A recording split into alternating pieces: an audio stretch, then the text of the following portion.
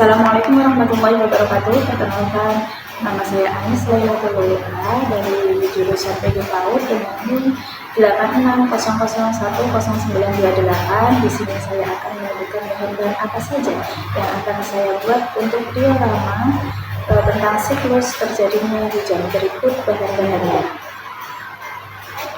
Berikut bahan-bahannya, ada styrofoam, ada batu, ada solasi, ada lem, ada gunting, ada kapas, ada pensil, spidol. Terus di sini juga ada kertas origami dan kardus. Oke, untuk cara pembuatannya nanti teman-teman bisa simak cara pembuatannya di part 2. Oke, jangan lupa.